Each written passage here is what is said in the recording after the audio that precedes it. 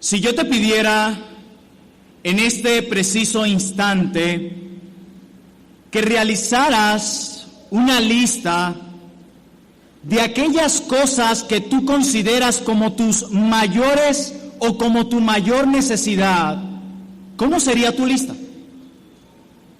Si yo te diera un papel y te dijera, mira, necesito que tomes este papel y plasmes allí, según el orden de importancia, las cosas por las cuales tú consideras que son de mayor necesidad para ti, ¿qué escribirías? A ver, déjame adivinar. Voy a comenzar desde lo menos gravoso hasta llegar a lo más gravoso. Y yo pienso que más o menos así puede ser tu lista. Bueno, una de mis mayores necesidades o uno de mis mayores problemas es que vivo en una ciudad muy congestionada que no me permite tener días tranquilos y realmente quisiera tener mayor tranquilidad y menos caos. Así que mi problema principal o mi mayor necesidad es cambiar de entorno. Pero yendo un poco más a lo más gravoso, otra de mis mayores necesidades, otro de mis mayores problemas es que no tengo casa propia. O sea que no solo estoy intranquilo en las calles de esta ciudad, sino que al llegar a casa mis problemas continúan. Esto es porque al llegar a casa me pongo a pensar que un día puedo estar allí y al otro día me pueden botar. Y realmente deseo una casa propia. Y en medio de la crisis del país me es muy difícil adquirirla. Por eso creo, pastor, que esa sería otra de mis mayores necesidades. Pero sigue la lista. Pastor, pero dándole otro peso a esta lista, otra de mis mayores necesidades es mi salud. Enfermo mucho. Todavía no he salido de una enfermedad cuando entro a otra. Y al pensar en eso, también me enfermo. Y el sistema de salud en nuestro país es un completo caos. Y el analizar esto me estresa. Para mí esto es una de mis mayores necesidades, mi salud. Pero pastor, yendo más allá en cuanto a la gravedad de mis problemas, yo considero que el mayor de mis problemas o la mayor de mis necesidades es un problema económico. Mi sueldo no me alcanza para nada. Quisiera poseer tantas cosas que son legítimas, como un buen vehículo para venir a la iglesia, ir al trabajo, llevar a mis hijos a la escuela, pagarles un buen seguro médico, comprar una vivienda en un lugar seguro, comer mejor y de esta manera tener una vida más plena y tranquila. Y algunos dijeron, amén. Muchos escribirán tal vez tal cual estas cosas como las acabo de nombrar. Otros la negarán con sus labios tratando de ser los más espirituales. Pero en la práctica todas estas cosas son una realidad en nuestras vidas. Pero ¿será que estas son o es la mayor necesidad del ser humano? ¿Será que lo que realmente necesitamos es una mejor casa en una mejor zona? ¿Será que lo que realmente necesitamos es un mejor vehículo? ¿Será que lo que realmente necesitamos es un mejor estado de salud? ¿Será que lo que realmente necesitamos es una mejor economía? Y quiero dejar bien en claro que estas cosas no son pecaminosas en sí mismas. Pero cometemos un grave error cuando creemos que estas cosas son nuestra principal necesidad. Y muchos viven frustrados y desanimados en nuestros tiempos cuando no tienen alguna de estas cosas o cuando las ven alejarse de sus vidas. Pero surge una pregunta. ¿Cuál es entonces la mayor necesidad del ser humano? Bueno, mis amados hermanos y amigos presentes en esta mañana, la mayor necesidad del ser humano es la de escapar de la ira de Dios derramada en los pecadores eternamente en el infierno. Solo el cristianismo, solo el evangelio ofrece el beneficio que llena esa necesidad. Solo por medio del Evangelio puede alguien escapar de la ira de Dios, como lo veremos en esta mañana. Pero surge otra pregunta. ¿Qué es lo que envía a la gente al infierno? ¿Qué es? Tú dices que es el pecado.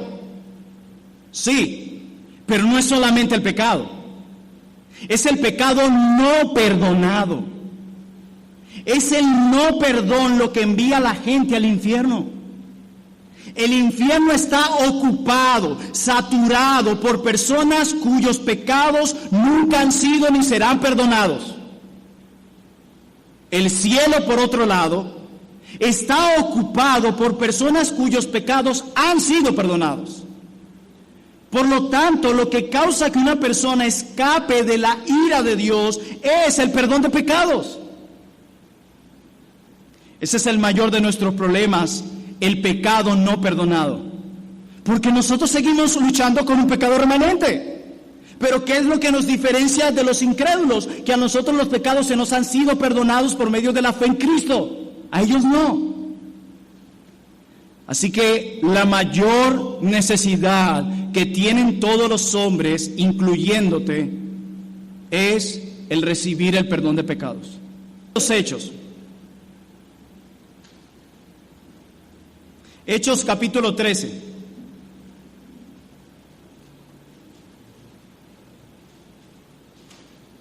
Hechos capítulo 13, versículo 38 específicamente vamos a leer.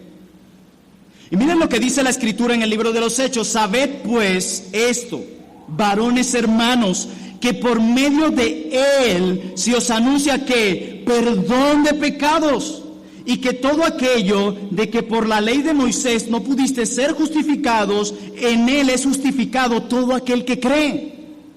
De hecho, Pablo, escribiéndole a los Efesios, le dice: en quien tenemos redención por su sangre, el perdón de pecados según las riquezas de su gracia. Ese es el mensaje del Evangelio. Ese es el mensaje del cristianismo, el perdón de pecados. Nosotros impartimos esperanza a los desesperanzados por medio de este mensaje, el perdón de pecados. Y la Biblia no solo enseña en el Nuevo Testamento que nuestro Dios es un Dios perdonador, sino que el Antiguo Testamento también lo declara así. Y dice la Escritura en Éxodo 34:6, y pasando Jehová por delante de él proclamó: Jehová, Jehová, fuerte, misericordioso y piadoso, tardo para la ira y grande en misericordia y verdad, que guarda misericordia a millares, que perdona la iniquidad, la rebelión y el pecado. Eso hace Dios. La Biblia desde el Antiguo Testamento hasta el Nuevo Testamento describe a Dios como un Dios que perdona pecados y que se complace en perdonar pecados.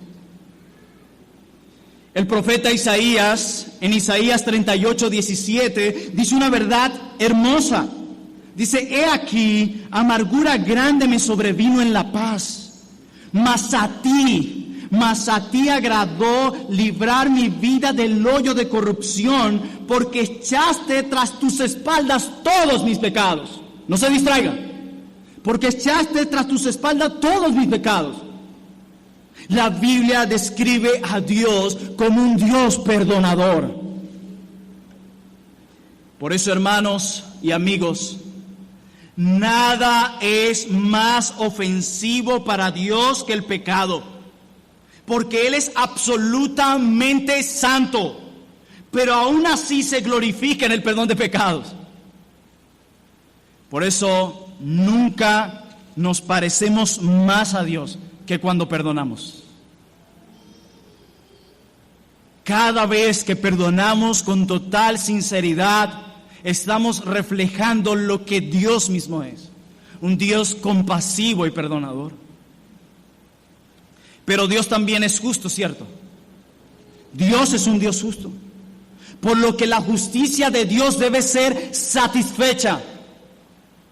Dios también ha dicho que es una abominación que el hombre justifique al pecador. De hecho, en el Proverbio 17:15, Dios declara que el que justifica al impío y el que condena al justo, ambos son igualmente abominación a Jehová. Dios rechaza al que condena al justo. Dios rechaza al que da libertad al pecador. Es abominación. Pero Dios justifica a pecadores y solo Él puede hacerlo. Y la pregunta es, ¿cómo puede hacerlo? Si Él debe castigar el pecado porque es un Dios justo, ¿cómo lo ha hecho si yo no he recibido castigo por mis pecados? Él lo hace porque su justicia ha sido satisfecha en la muerte de Jesucristo, quien es el sustituto del pecador. Él tomó nuestro lugar, el lugar del pecador, en la cruz del Calvario. Todos los pecados, absolutamente todos los pecados de aquellos que se arrepintieron antes de la cruz y de los que se arrepentirán después de la cruz, fueron cargados en la cruz y castigados en Jesucristo. Por lo tanto, la justicia de Dios se satisfizo y Dios puede perdonar a pecadores que se arrepienten y creen por medio de su Hijo. Y esos pecadores escapan del infierno y se les promete un cielo eterno. Ese es el mensaje del Evangelio. Por eso es una buena noticia. Solo Dios puede hacer esto. La Biblia es bien clara en cuanto a eso. Dios, quien es el juez y el dador de la ley, es el único que puede perdonar pecados. Y lo hace y lo seguirá haciendo. Lo hará hasta el fin de nuestros días. ¿Y saben qué es lo más interesante? Que Dios se deleita en perdonar pecados. Algunos de nosotros vemos nuestro arrepentimiento y nuestra fe como si nadie no hubiese pagado por esas maldades. Claro que sí. Hubo uno que pagó por nuestras maldades, hubo castigo. Dios hizo justicia, pero en Él. La historia que veremos hoy es una historia de perdón. Así que luego de esta introducción, entremos a nuestro sermón. Acompáñenme al Evangelio de Marcos, capítulo 2, versículo 1.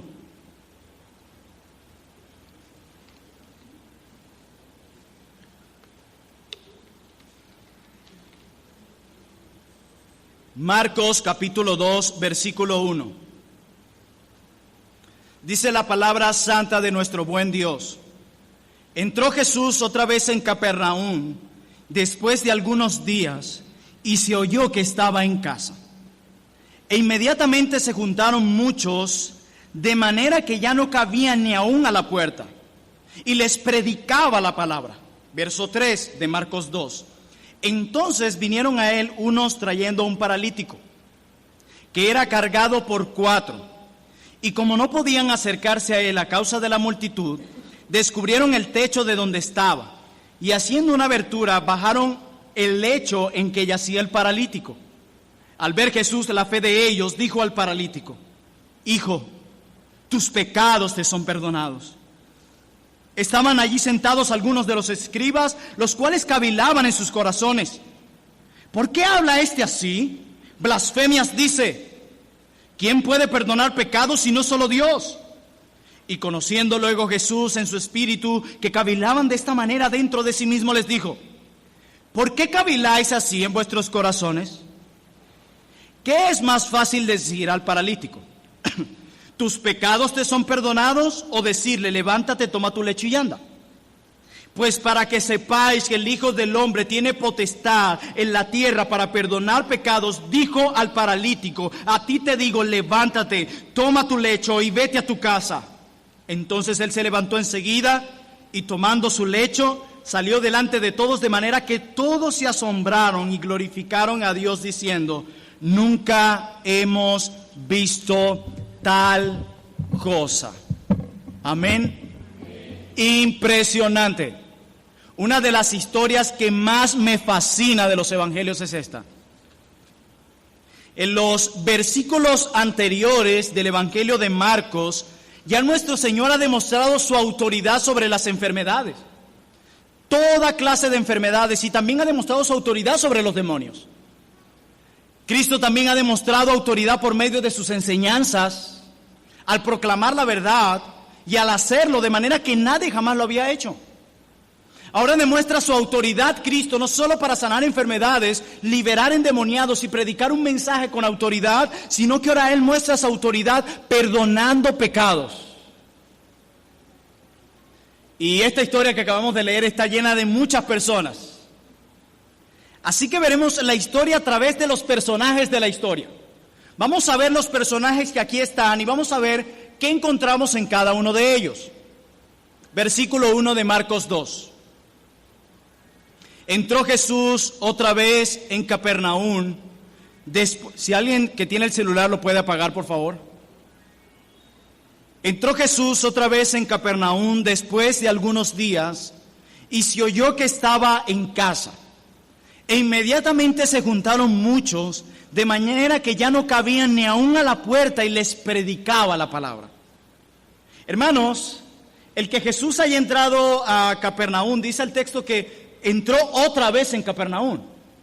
Esto quiere decir que Jesús había estado en otra parte antes de llegar a Capernaum. Bueno, en el capítulo 1, versículo 45 nos responde dónde estaba el Señor. Y dice el verso 45, pero oído él, comenzó a publicarlo mucho y a divulgar el hecho, de manera que ya Jesús no podía entrar abiertamente en la ciudad, sino que se quedaba afuera en los lugares desiertos y venían a él de todas partes. Jesús no podía entrar en la ciudad porque un hombre a quien le limpió de la lepra lo había divulgado desobedeciendo a Jesús. ¿Por qué?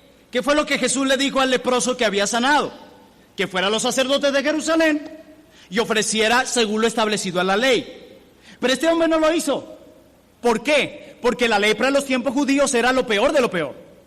Entonces este hombre leproso, al ver que había sido sanado de tal manera, no se calla, sino que empieza a contarlo abiertamente en toda la ciudad. Y por eso Jesús se tiene que ir a las zonas despobladas debido a que la gente iba a él. Oye, ¿quién es este hombre que ha sanado a este leproso? Y la gente iba corriendo en busca de Jesús. Entonces Jesús tiene que irse, moverse de allí. Aquí se encontraba antes de llegar a Capernaum. Ahora recuerden que a donde quiera que Jesús iba sanaba a muchos. Pero había algo aún más importante para Jesús que sanar. Y veamos el verso 38 del capítulo 1. Él les dijo, vamos a los lugares vecinos. ¿Para qué? Para que predique también allí, porque para esto que he venido, ¿para qué? Para predicar. Verso 39, y predicaba en las sinagogas de ellos en toda Galilea y echaba fuera a los demonios. Jesús quería salir de Capernaum, porque por sanar a la suegra de Pedro también mucha gente se agolpaba alrededor de él. Y se le hacía difícil predicar. Que era lo que él dice que ha venido. Yo he venido es a predicar. Porque todos estaban clamando por sanaciones y sanaciones y sanaciones. Y Jesús dice, muchachos, discípulos, vámonos a otro lugar porque tengo que predicar. Es para eso que he venido. Y fue a las sinagogas de toda Galilea predicando y sanando demonios. Los predicadores de hoy en día dirían, no, dejemos de predicar y vamos a sanar. Como alguien decía, han pasado de predicadores a curanderos. Pero resulta nuestro buen Salvador Jesucristo, Él dice, no, yo no he venido a sanar, yo he venido a predicar. Esa es la prioridad, número uno, number one, predicar. Y tú dirás, pero qué malo Jesús, que se alejaba de las personas en lugar de sanarlas. No, porque nuestro buen Jesús conocía cuál era la prioridad y qué es lo que verdaderamente puede transformar el corazón de las personas. La predicación del Evangelio. Ahora las cosas se han calmado un poco, ya que ha estado lejos por algunos días y siente que puede ir de nuevo a Capernaum. Y al final del versículo 1 de Marcos 2, se oyó que estaba en casa, dice el texto. Se oyó que estaba en casa, ¿verdad? Pero la casa para Jesús, durante su ministerio en Galilea, el cual duró como 1 año y medio, fue Capernaum. Esa fue su casa. Seguramente se quedaba en casa de Simón y Andrés. Esa era su casa, Capernaum. Y dice el verso 2, e inmediatamente se juntaron muchos de nuevo, de manera que ya no cabían ni aún a la puerta. ¿Y qué hacía? Y les predicaba la palabra. Hermanos, había mucha gente, no cabían. Imaginen el escenario. Y algo que tenemos que entender en esta mañana es que las multitudes no eran la medida del éxito. Las multitudes no eran la medida del éxito. El éxito no se medía por las multitudes. Marcos nunca nos dice que las multitudes venían a Jesús en arrepentimiento y fe. Eso no dice el evangelista. Eran curiosos, buscando sanaciones. Eran espiritualmente indiferentes. No buscaban nada espiritual de Jesús. Y obviamente creemos que si habían verdaderos creyentes ahí, pero era una minoría. Una minoría. Hermanos, las multitudes eran un obstáculo para Jesús en lugar de algo positivo. ¿Escucharon eso? Las multitudes eran un obstáculo para Jesús en lugar de algo positivo. ¿Saben por qué?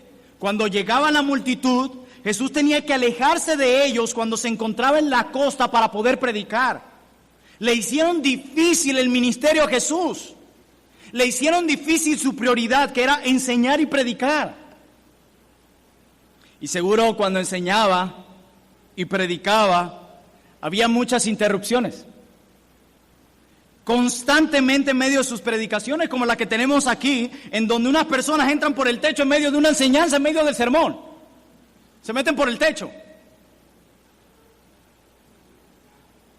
Era solo cuando se encontraba a solas con sus discípulos que él podía explicar la verdad con detalles. Así que las multitudes, mis hermanos, no son la medida del éxito. No lo son. La gente estaba curiosa y eran llevados por el deseo de más milagros. Es una realidad muy parecida a la de hoy. Estas personas son indiferentes con Jesús. Pero si notan la unicidad de las enseñanzas de Jesús, que era algo diferente, único. Dice que ellos todos se asombraron de tal manera que discutían entre sí. Dice en Marcos 1:27. Porque decía, ¿qué es esto? ¿Qué doctrina es esta? Jesús enseñaba de una manera impresionante, el predicador por excelencia. Hermanos, nunca habían oído este pueblo palabras como las que decía Jesús. Y tenemos una respuesta similar al finalizar el Sermón del Monte, que dice que la gente se maravillaba de la autoridad con la que predicaba Jesús. Pero estas personas no están interesadas en la verdad. Sin embargo, Jesús estaba hablando la verdad con ellos, a pesar de que ellos no estaban interesados en la verdad. Cuando dice que el texto que predicaba la palabra se está refiriendo al evangelio, al reino, al mensaje del arrepentimiento y la fe, siempre era el mismo mensaje. Siempre.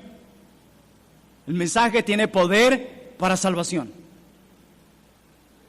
Pero Lucas, no vamos a ir al texto, pero cuando se narran estas historias en todos los evangelios, hay que leerla, algunos añaden y quitan algunas cosas. Pero Lucas nos dice que los fariseos estaban entre la multitud. Estaban allí como los guardianes del judaísmo apóstata. Eran los legalistas, fundamentalistas y los promotores de la salvación por obras por la autojusticia. Estaban allí. También entre la multitud estaba llamado un grupo escribas. Y si vamos hasta el verso 6 de Marcos 2, veremos algunos escribas allí. Estaban allí sentados algunos de los escribas, los cuales cavilaban en sus corazones. Estos eran los teólogos que pertenecían al sistema de los fariseos. Eran los predicadores y maestros del sistema. Eran los académicos. Ojo, no todos los escribas eran fariseos y no todos los fariseos eran escribas. Habían escribas de los saduceos y habían escribas independientes también. Y nos movemos de la puesta de escena a la acción. Marcos 2, versículo 3. Entonces vinieron a él unos trayendo un paralítico que era cargado por 4.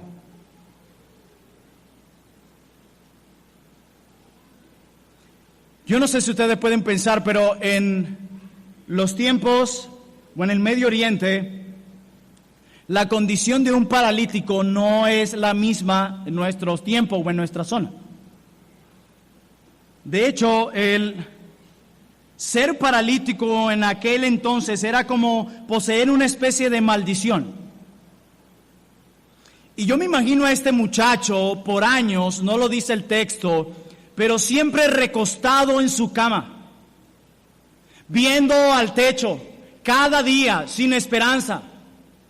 La misma monotonía un día, otro día, la misma monotonía de este muchacho. Hoy en día existen sillas eléctricas inclusive, y mucha clase de artefactos, pero este hombre no tenía nada de eso. Estaba imposibilitado, abandonado. Imagínense este joven. Y dice el verso 4, y como no podían acercarse a él, ¿a causa de qué? De la multitud. ¿Y saben qué confirma esto? Las intenciones de esa multitud. Porque si tú sabes que alguien es paralítico y que hay alguien que lo puede sanar, lo dejas pasar. Pero esta gente no, eran personas egoístas, buscando su propio beneficio sin ver el bien de los demás. No se movían, no abrían espacio, no sentían compasión por esta persona. Esto nos muestra que esta era una multitud egoísta y totalmente indiferente. Y dice ahí el texto, descubrieron el techo de donde estaba. Yo estaba buscando, ¿por dónde nos metemos? Y me vino el muchacho, pero ¿será que sí? No lo dice el texto. ¿Por dónde nos metemos? Y dice que descubriendo el techo de donde estaba y haciendo una abertura, bajaron el lecho en que yacía el paralítico. Y yo quiero que se imaginen el escenario. Predicando, y de repente empezamos a ver una cantidad de polvo cayendo, y salen 5 hombres de allá arriba. Ojo, los techos en aquel entonces de las casas no eran como los nuestros. Eran techos de madera cubiertos con barro. Y lo rompieron. Subieron al techo, buscaron donde estaba Jesús, bajaron al paralítico, Jesús estaba predicando y de repente este hombre baja del techo con una total distracción. Y Lucas dice, poniéndolo en medio delante de Jesús. Estos hombres obviamente no dudaban en que Jesús podía sanar. Para llegar a estos extremos no podían tener dudas. Ellos sabían, lo va a sanar, vamos, que lo va a sanar.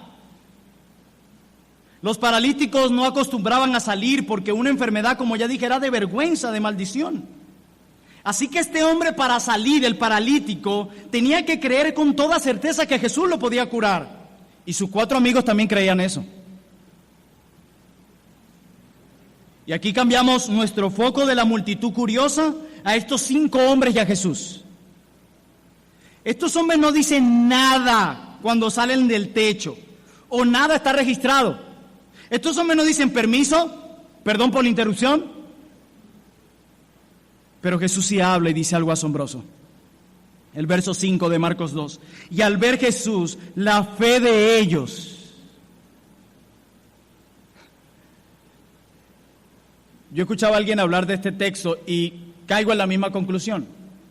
Tal vez si yo veo a alguien que rompe el techo y 5 hombres por allá, y diría, qué imprudentes. Por favor, Pedro, ¿alguien los puede sacar? Porque somos así.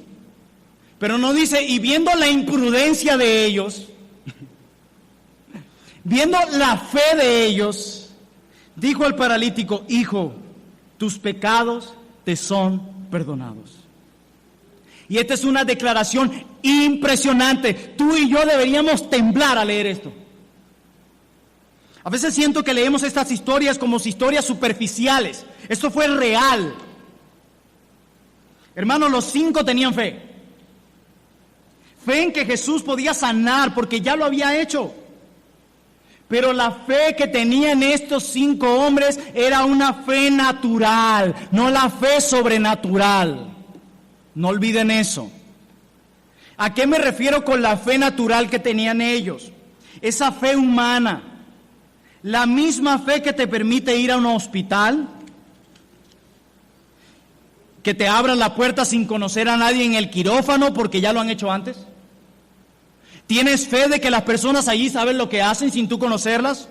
Que están entrenadas y tienen experiencia y que lo han hecho muchas veces. Esa es la fe humana. También la fe cuando vas a un restaurante, no conoces al chef, ni siquiera lo has visto en tu vida. Pero tienes fe de que la comida que te prepara estará bien. O cuando vas en un avión, no conoces al piloto, no sabes cuánto tiempo tiene de experiencia, pero te montas allí. Esa es esa fe natural. Esa era la fe que tenían ellos. Esa era la fe de estas personas para atreverse a romper un techo sabiendo que tendrían que pagarlo después de esto. Tenían que tener fe. Va a valer la pena romper ese techo. Esa es la primera mención de fe en el Evangelio de Marcos, cuando dice al ver Jesús la fe de ellos. Jesús vio que tenían este tipo de fe en su habilidad para sanar, que creían que Él podía sanar. Pero ahí había algo más con este paralítico. Había algo con ese paralítico que no tenían los otros 4. ¿Recuerdan que tenían una fe humana para llegar hasta allá? Pero este paralítico, aunque Jesús ve la fe de todos ellos, de los 5, Jesús limita su declaración específicamente al paralítico, específicamente a él, y le dice: hijo, tus pecados te son perdonados. Y en el Evangelio de Marcos, de Mateo, se agrega una palabra que dice: ten ánimo. Es una palabra griega que denota como alégrate, gózate. Y Jesús ve aquí no la fe de los 5, sino la del paralítico. Jesús vio en el paralítico una fe que no era visible a todos.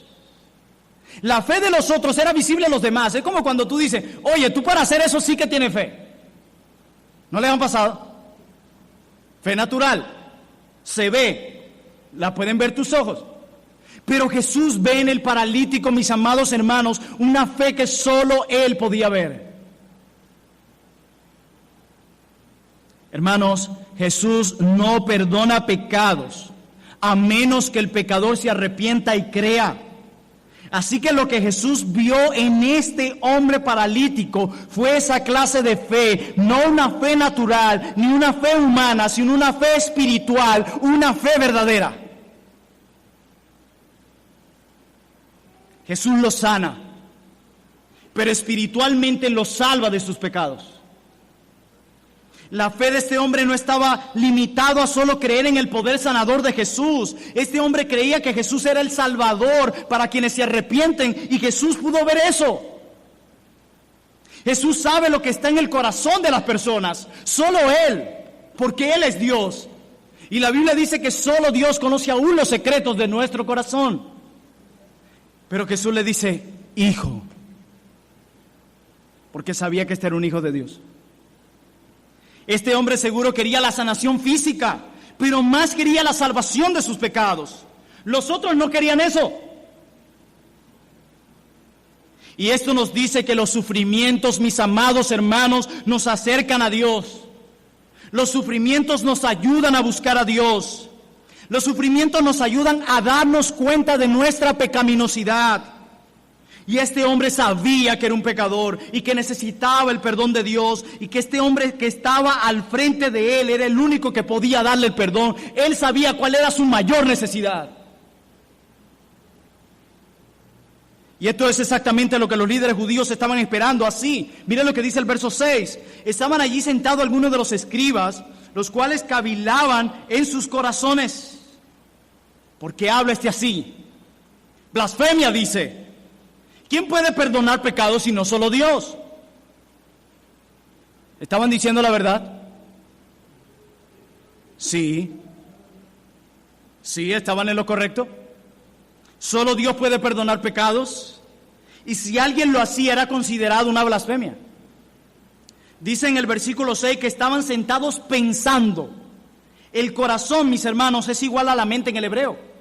Jesús les lee las mentes porque no lo dice, sino lo que piensan. Jesús no le dice lo que ellos estaban diciendo, sino lo que estaban pensando. Y la conclusión es, o Jesús es un blasfemo o es Dios. O es el único que puede perdonar pecados o no lo es. Si puede perdonar pecados, entonces Dios. Y si no puede, es un blasfemo, un fraude, es Jesús, si es así. No hay punto medio aquí. Nada de que era un buen maestro y ya. O es el Dios Todopoderoso que perdona pecados, o Jesús es un engaño. No hay punto medio aquí. Obviamente para los escribas era un blasfemo. Sabían lo que decía la ley en Levítico, que a los blasfemos había que matarlos según la ley. Esa era la sentencia de muerte. Y pensaban, lo agarramos. Pero Jesús sabe que estaban pensando eso y les dice en el verso 8 de Marcos 2, y conociendo luego Jesús en su espíritu que cavilaban de esta manera dentro de sí mismo, les digo, ¿por qué caviláis así en vuestros corazones? Imagínense que alguien te diga esto, que sabe lo que estás pensando. Debió haber sido una gran sorpresa para ellos. No es lo mismo que es como un hoy que dice, en el pasado tú eras esto, o el futuro te espera esto, no que te digan, mira, Michael, ¿por qué estás pensando en eso en este momento? Te pusiste nervioso, ¿qué estás pensando? Imagínense que alguien te diga esto, precisamente lo que estás pensando en este momento. Yo me imagino la cara de los escribas. Ahora, si estás debatiendo de si Jesús es un blasfemo o es Dios, puedes empezar, porque los blasfemos no pueden leer las mentes de las personas, solo Dios puede. La Biblia dice a través del primer libro de Crónicas, porque Jehová escudriña los corazones de todos y entiende todo intento de los pensamientos. Eso era lo primero que ellos tenían que darse cuenta. Solo Dios puede leer los pensamientos. Hermanos, déjenme tirarle un dato. Satanás no puede leer las mentes. Solo Dios. Y dice en el verso 9, les pregunta a Jesús, a ver, ¿qué es más fácil? A mí siempre me encanta ver a Jesús en esos debates. ¿Qué es más fácil, decir al paralítico, tus pecados te son perdonados, o decirle, levántate, toma tu lecho y anda? Y hay unas opiniones sobre este texto. Algunos dicen, mira, lo que está queriendo decir Jesús, no anatemizo dicha postura tampoco, para que no malinterpreten. Algunos dicen, mira, para mí Jesús dice esto porque era más fácil sanar, porque ellos podían ver algo sobrenatural y podían llegar a creer. Pero en cambio, si Él perdonaba pecados, era más difícil, porque nadie puede ver el corazón y saber si esos pecados fueron perdonados o no. Yo creo que Cristo quiere ir más allá. Más allá. Más allá. Era más fácil, creo yo y otros siervos del Señor, era más fácil sanarlo que otorgarle el perdón de sus pecados, porque ese perdón le iba a costar a Jesús mucho sufrimiento. Marcos capítulo 8, verso 31, acompáñenme allí.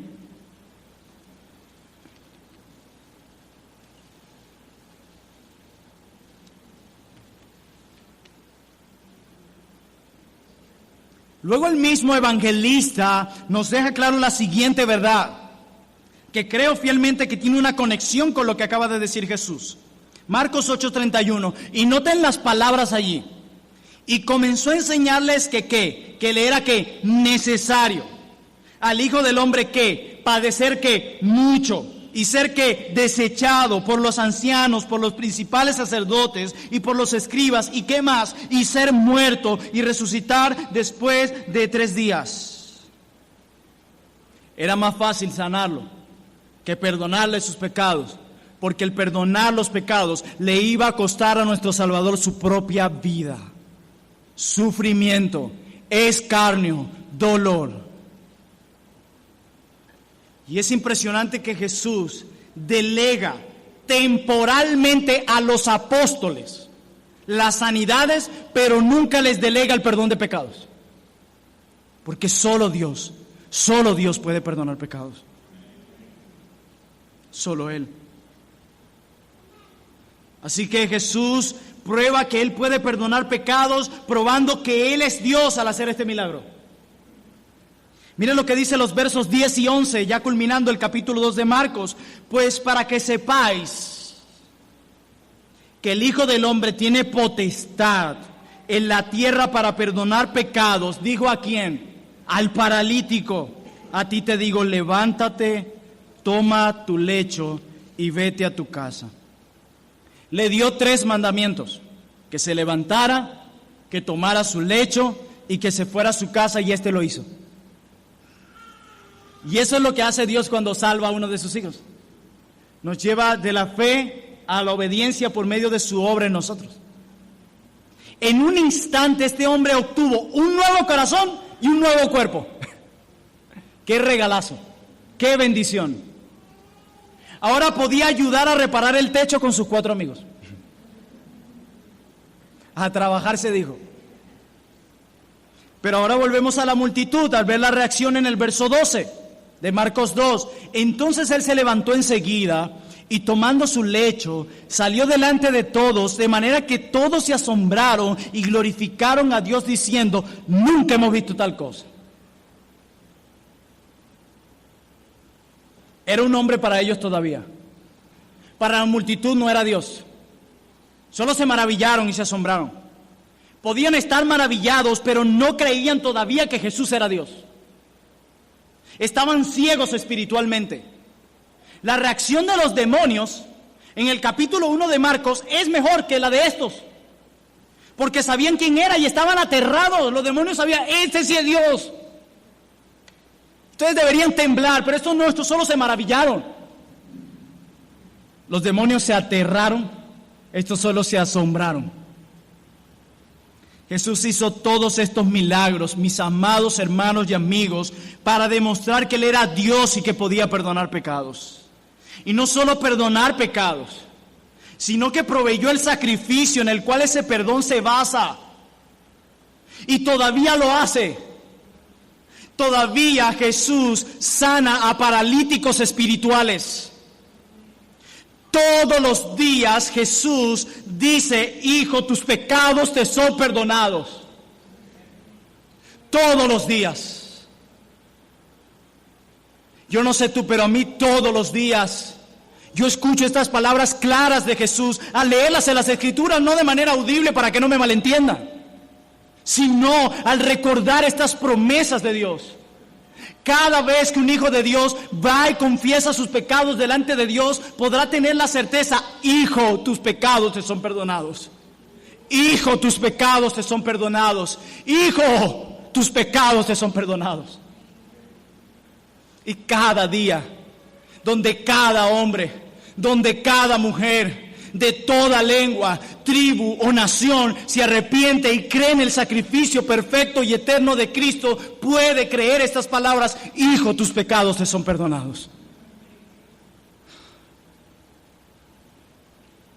Se lo dice a todo aquel que se arrepiente y cree: hijo, tus pecados te son perdonados.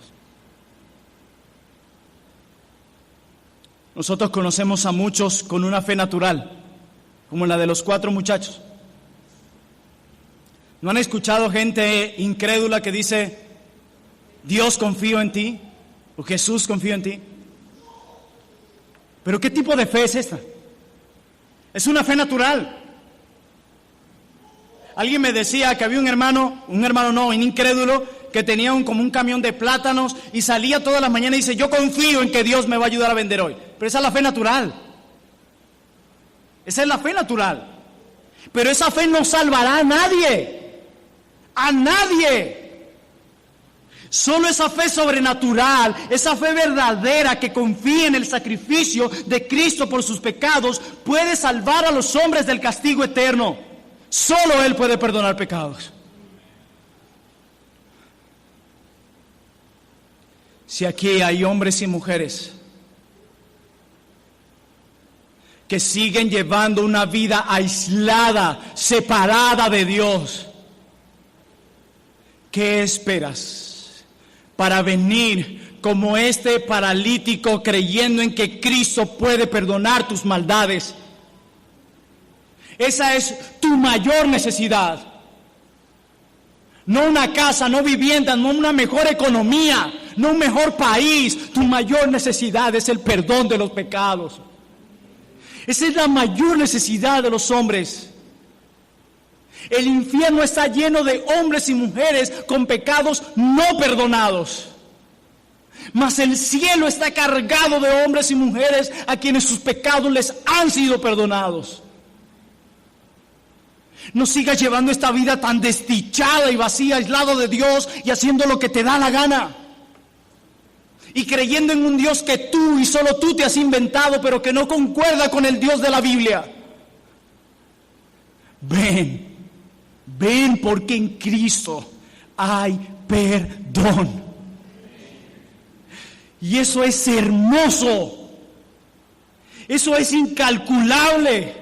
Eso es único, que nosotros malvados y pecadores hayamos sido librados de la condenación eterna por el amor de Jesús de la cruz. Por eso ven.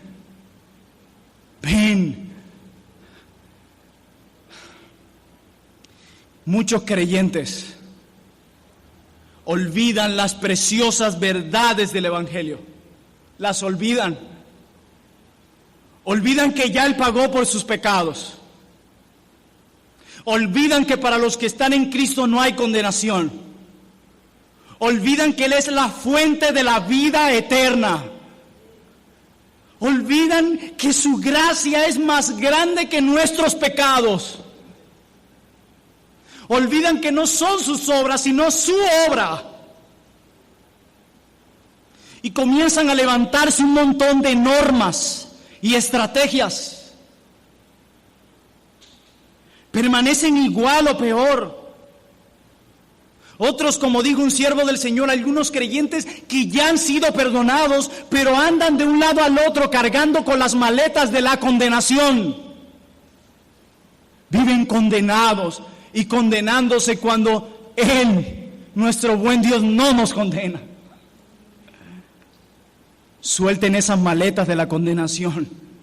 Porque en Cristo ya han sido pagados tus pecados y te has arrepentido y creído en Él como el sacrificio perfecto por tus pecados. El antídoto para el legalismo es el Evangelio. Cuando haces del Evangelio tuyo día tras día.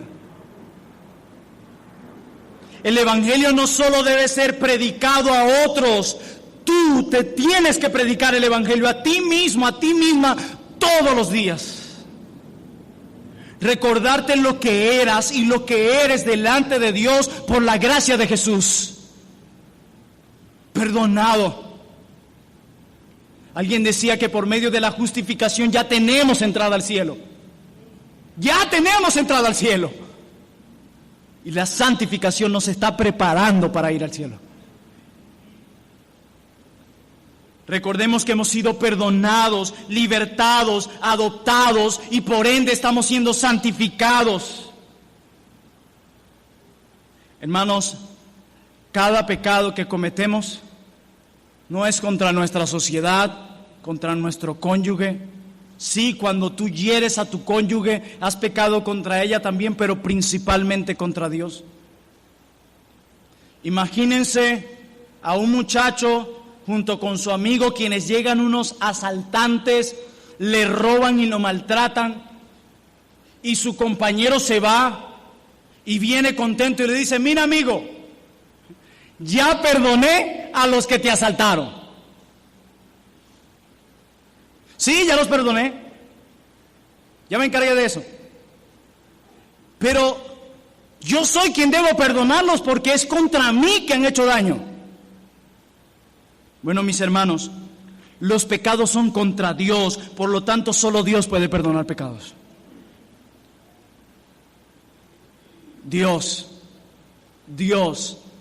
resolvió el más grande de nuestros problemas